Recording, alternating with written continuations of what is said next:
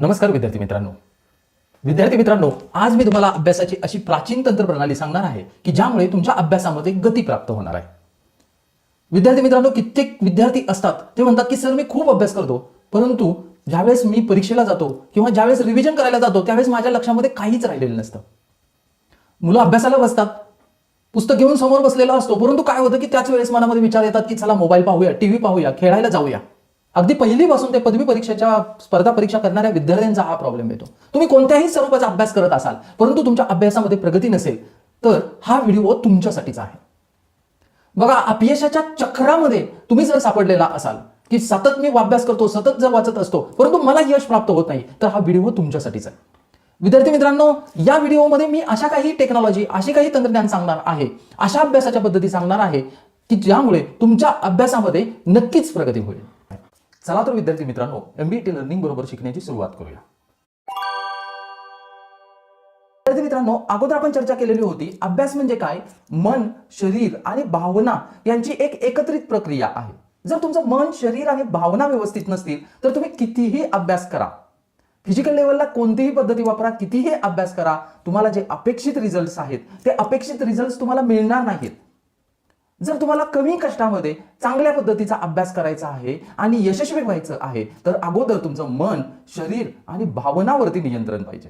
तर मन, शरीर आणि भावना आपण पहिल्यांदा व्यवस्थित केल्या पाहिजेत. आता या मन, शरीर, भावना व्यवस्थित कशा करायच्या, तर त्या पाठीमागचं जे सायन्स आहे आणि अध्यात्म आहे ते मी तुम्हाला सांगतो. प्राचीन काळी म्हणजेच अगदी सृष्टीच्या उत्पत्तीचा आपल्या मन, शरीर आणि भावनावरती कसा परिणाम होतो आपण बघूया. सृष्टीच्या उत्पत्तीपासूनचा इतिहास आपण बघूया. ब्रह्मा, ब्रह्मांड आणि ध्वनी हे तीन महत्वाच्या गोष्टी आहेत. अगोदर काय आहे की ब्रह्मांड आणि ध्वनी होते. जर आपण या पूर्ण पृथ्वीचा इतिहास पाहिला, संपूर्ण पृथ्वी, अगोदर काय होतं, अगोदर फक्त ब्रह्मांड होतं.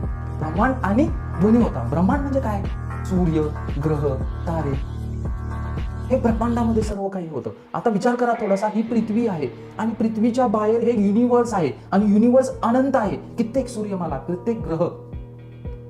विज्ञानाने विचार केला की चला आपण हे युनिव्हर्स किती मोठा आहे याचा शोध घेऊया. विज्ञान थकलं, परंतु हे जे युनिव्हर्स आहे ते अनंत आहे. म्हणजे विज्ञानाला समजलं त्याच्या बाहेरची शक्ती आहे, त्याला डार्क एनर्जी असं म्हटलं जातं.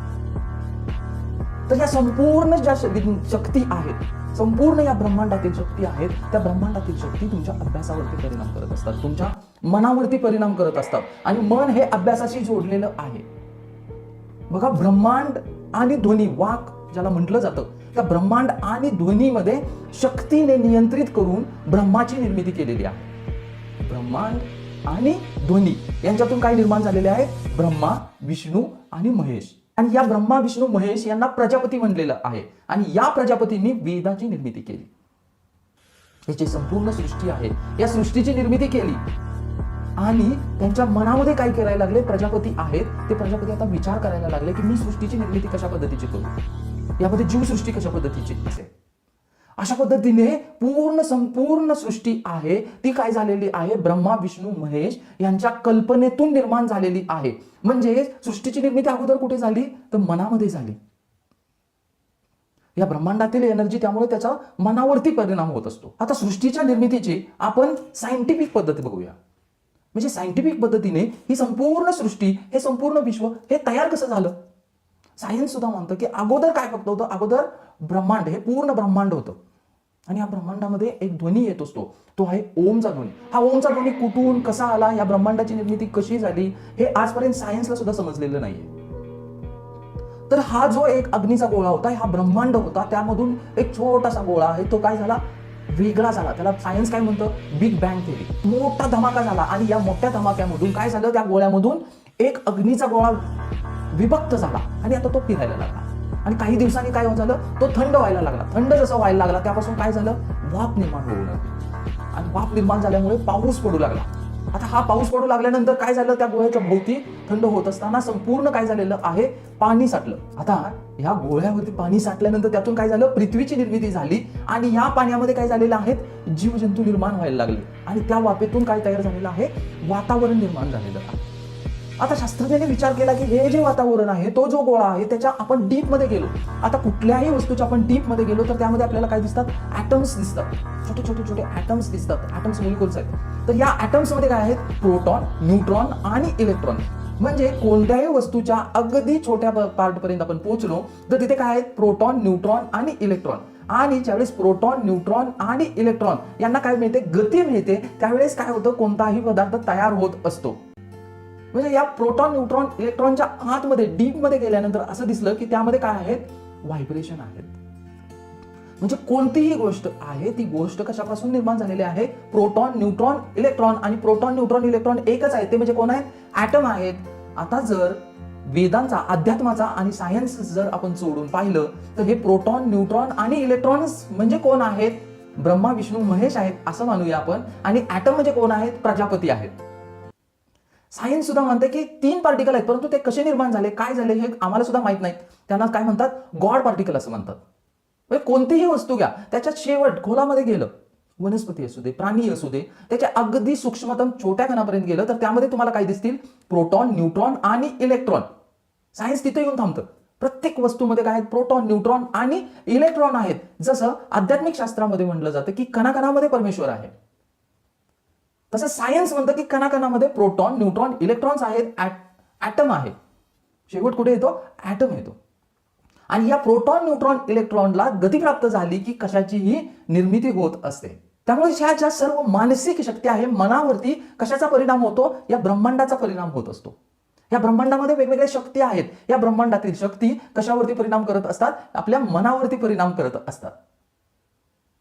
म्हणून या ठिकाणी ह्या ज्या ब्रह्मांडातील शक्ती आहेत, या ब्रह्मांडातील शक्तीचा अभ्यास करण्याची गरज आहे. आता तुम्ही म्हणाल की या ब्रह्मांडीय शक्तीचा आणि आमच्या अभ्यासाचा काय संबंध आहे? अगदी सोप्या भाषेमध्ये मी तुम्हाला समजावून सांगतो बघा. मी जसं सांगितलं की प्रत्येक वस्तू आहे किंवा प्रत्येक जीवजंतू आहे, त्यामध्ये काय आहेत? अंततः सायन्स म्हणतं प्रोटॉन, न्यूट्रॉन, इलेक्ट्रॉन्स आहेत, म्हणजे ऍटम्स आहेत. आणि अध्यात्म काय म्हणतो? तर ब्रह्मा, विष्णू, महेश असं म्हणतं. आता हे जे आपलं संपूर्ण शरीर आहे, ते संपूर्ण शरीर आहे ते कशाने बनलेलं आहे? म्हणजे प्रोटॉन, न्यूट्रॉन, इलेक्ट्रॉन म्हणजे ऍटम्सचे बनलेलं आहे. आणि या ऍटमला नियंत्रित करणार कोण आहे? तर ते आहे मन. आणि हे मनाला शक्ती कुठून मिळत आहेत? तर या मनाला शक्ती मिळते ब्रह्मांडातून. तर ज्या ब्रह्मांडीय शक्ती आहेत, त्या ब्रह्मांडीय शक्ती 2 प्रकारच्या आहेत. एक आहेत सकारात्मक, दुसरे आहेत नकारात्मक. आता सकारात्मक शक्ती ज्यावेळेस ऍक्टिव्हेट होत असतात त्यावेळेस आयुष्यामध्ये तुम्हाला यश मिळतं, पैसा मिळतो, आनंद मिळतो, सर्व काही चांगलं झालेलं असतं. परंतु ज्यावेळेस तुमचं मन नकारात्मक शक्तीशी कनेक्ट होतं त्यावेळेस आयुष्यामध्ये गडबड व्हायला लागते. आता ज्यावेळेस आपण अभ्यास करत बसल्यानंतर आपलं मन जर नकारात्मक शक्तीशी कनेक्ट झालेलं असेल तर तुम्हाला इच्छित परिणाम भेटणारच नाही. कितीही अभ्यास करा, कितीही चांगल्या शाळेमध्ये जावा, कितीही चांगली पुस्तकं आणा, परंतु तुम्हाला काय होणार की तुम्ही त्या अपयशाच्या चक्रामध्ये अडकल्या जाताय. म्हणजेच काय? ज्यावेळेस आपलं मन, शरीर आणि भावना यांना नियंत्रित करणारं काय आहे तर त्याच्यावरती या ब्रह्मांडीय शक्तीचा परिणाम होत असतो. या ज्या ऊर्जा आहेत त्या ऊर्जेचा परिणाम आपल्या अभ्यासावरती होत असतो. म्हणून सर्वात अगोदर अभ्यासाची सुरुवात करायच्या अगोदर आपल्याला काय केलं पाहिजे? तर या ब्रह्मांडीय ऊर्जा आहेत, ब्रह्मांडीय शक्ती आहेत, त्यांचा प्रवाह, त्यांचा जो फ्लो आहे तो फ्लो आपल्या आयुष्यामध्ये ऑन केला पाहिजे, चालू केला पाहिजे. आणि जो ब्रह्मांडीय शक्ती आणि ऊर्जा आहे त्याला आपण एकत्रित केलं पाहिजे.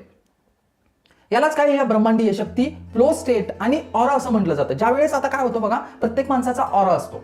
एक असतो पॉझिटिव्ह ऑरा आणि एक असतो निगेटिव्ह ऑरा. म्हणजे काही व्यक्तींच्या जवळ गेलं की बघा आपल्याला आनंदित वाटतं आणि काही व्यक्तींच्या जवळ गेलं की त्यांचा राग येतो आणि नकारात्मकता जाणवते. म्हणजे एखाद्याचं जे वर्तन आहे त्या व्यक्तीच्या चेहऱ्यावरती दिसायला लागतं. त्यामुळे ज्यावेळेस आपलं मन, शरीर आणि भावना व्यवस्थित होतील त्यावेळेस तुमचा अभ्यास आहे तो खूप चांगला अभ्यास होणार आहे. आणि आपल्याला काय करायचं आहे तर आपल्याला पहिल्यांदा या ब्रह्मांडीय शक्तीच्या मदतीने, या ऊर्जेच्या मदतीने आपल्याला काय करायचं आहे? आपल्याला आपल्या मन, शरीर आणि भावना आहेत त्या भावना आपल्याला नियंत्रित करायचं आहे. त्यांना पॉझिटिव्ह एनर्जीशी, या पॉझिटिव्ह जो ब्रह्मांडामध्ये सोर्स आहे त्याच्याशी आपल्याला काय करायचं आहे? कनेक्ट करायचं आहे. त्याच्यासाठीच अध्यात्म आहे बघा. त्याच्यासाठी तुम्ही ध्यान, धारणा, प्राणायाम करू शकता, चांगली पुस्तकं वाचू शकता. आता या ब्रह्मांडीय ऊर्जेशी कनेक्ट होण्यासाठी आपण काय करू शकतो? आता याच्यासाठी बघा आपल्या फाउंडेशन तर्फे 21 ऊर्जा फाउंडेशन आहे, त्या 21 ऊर्जा फाउंडेशन तर्फे आपण एक प्रोग्राम तयार केलेला आहे. त्याचं नाव आहे दिव्य ऊर्जा प्रशिक्षण शिबिर. आता हे प्रशिक्षण शिबिर आहे ते 2 दिवसाचं खूप छान प्रशिक्षण शिबिर आहे आणि ते तुम्हाला अगदी घरात बसून सुद्धा तुम्ही करू शकता. सकाळी 9 ते 10:30 आणि संध्याकाळी 7 ते 8:30 या वेळामध्ये अगदी घरामध्ये बसून तुम्ही हे प्रशिक्षण शिबिर करू शकता. त्याचबरोबर ही जी 2 पुस्तकं आहेत, सकारात्मक विचारांची जादू आणि ललकारी श्रीमंतीची, खरंच या पुस्तकांनी, या विचारांनी, या ऊर्जेने माझ्या आयुष्यामध्ये बदल घडवला. हीच ऊर्जा मी तुमच्यापर्यंत पोहोचवणार आहे. अगदी 200 रुपये किमतीची पुस्तकं आहेत. ही पुस्तकं त्यामध्ये तुम्हाला भेटणार आहेत. त्याचबरोबर संपूर्ण ब्ल्यूप्रिंट की ब्रह्मांडाची ऊर्जा कशा पद्धतीने ऍक्टिव्हेट करायची याचं संपूर्ण मार्गदर्शन तुम्हाला भेटणार आहे. आणि हे सगळं आपल्या 21 ऊर्जा फाउंडेशन तर्फे केलं जातं. ही खूप छान संधी आहे बघा. आयुष्यातील कोणताही अभ्यास करताना, करिअरची सुरुवात करताना अगोदर आपल्यातील ऊर्जा आहे ती ऊर्जा ऍक्टिव्हेट करा. आणि याची देणगी मूल्य आहे ते फक्त 500 रुपये आहे. म्हणजे या पुस्तकाचीच किंमत आहे. तर तुम्हाला हे दिव्य ऊर्जा प्रशिक्षण शिबिर करण्यासाठी तुम्हाला आपलं नाव काय आहे ते रजिस्टर करायचं आहे. त्याच्यासाठी डिस्क्रिप्शन मध्ये बघा लिंक दिलेले आहे. त्या लिंकवरती तुम्ही आपलं नाव रजिस्टर करू शकता. त्याच पद्धतीने हा जो स्क्रीनवरती नंबर डिस्प्ले होतोय त्या नंबरवरती तुम्ही कॉल करून सुद्धा रजिस्टर करू शकता. आता हे प्रशिक्षण शिबिर कोण करू शकतं की ही जी दिव्य ऊर्जा आहे, जेवढ्या लवकर तुम्ही या दिव्य ऊर्जेच्या संपर्कात याल तेवढा तुम्हाला काय होणार आहे, फायदा होणार आहे. अगदी बघा, गर्भसंस्कार, आपण ही गर्भसंस्कार ऐकत असतो. गर्भामध्येच हे जर संस्कारित झालं तर किती चांगलं होईल. गर्भामध्येच जर तो जीव आहे तो या ब्रह्मांडीय ऊर्जेशी कनेक्ट झाला तर किती छान होईल. म्हणून अगदी सुरुवातीच्या स्टेजमध्ये, म्हणून गर्भधारणेपासून 3 वर्षाची जी मुलं आहेत त्यांच्या पालकांनी हे शिबिर करायचं आहे. त्यांच्या पालकांनी गर्भधारणेपासून 3 वर्षापर्यंत त्यांच्या पालकांसाठी हे शिबिर महत्वाचं आहे. तसेच त्यानंतर 4थी ते 7वी असा एक ग्रुप आहे, त्या विद्यार्थी सुद्धा हे करू शकतात. त्याचबरोबर 8वी ते 12वी जे विद्यार्थी आहेत ते 8वी ते 12वीचे विद्यार्थी आहेत याचा फायदा घेऊ शकतात. त्याचबरोबर पदवीपासून स्पर्धा परीक्षा करणारे विद्यार्थी आहेत ते सुद्धा या शिबिराचा फायदा घेऊ शकतात आणि आपल्या अभ्यासामध्ये ते गती प्राप्त करू शकतात. तर विद्यार्थी मित्रांनो, हे खूप छान असं दिव्य ऊर्जा प्रशिक्षण शिबिर आहे. ते तुम्ही अवश्य करा आणि आपल्यातील जी ऊर्जा आहे ती ऊर्जा वाढवायची आहे. त्याचबरोबर या चॅनलला सबस्क्राईब करा, जेणेकरून तुम्हाला अशा पद्धतीचे जे व्हिडिओ आहेत ते व्हिडिओ तुम्हाला ऐकायला भेटतील. आता हे दिव्य ऊर्जा प्रशिक्षण शिबिर आहेच, परंतु ही ब्रह्मांडीय ऊर्जा आहे, फ्लो शक्ती आहे. आता हे केल्यानंतर, वाढवल्यानंतर, आपल्यातील ऑरा वाढवल्यानंतर काय काय फायदे मिळणार आहेत हे आता आपण पाहणार आहोत. तर विद्यार्थी मित्रांनो, या दिव्य ऊर्जा प्रशिक्षण शिबिरामुळे तुमची जी मन, शरीर आणि भावना आहे त्यांची शक्ती वाढणार आहे. त्याचबरोबर तुमची प्रोडक्टिव्हिटी आहे 500% पर्यंत वाढू शकते. म्हणजे 5 दिवसाचा जो काम आहे, 5 दिवसाचा अभ्यास आहे तो तुम्ही एका दिवसामध्ये करू शकता. ज्यावेळेस तुमचं मन हे ब्रह्मांडीय शक्ती, फ्लो स्टेट आणि तुमच्यामध्ये एक दिव्य ऑरा निर्माण होतो, त्यावेळेस तुमची जी कॉन्सन्ट्रेशन पॉवर आहे ती कॉन्सन्ट्रेशन पॉवर 700% इन्क्रीज होते. त्याचबरोबर आउट ऑफ बॉक्स थिंकिंग आहे ते आउट ऑफ बॉक्स थिंकिंग तुमचं वाढायला लागतं.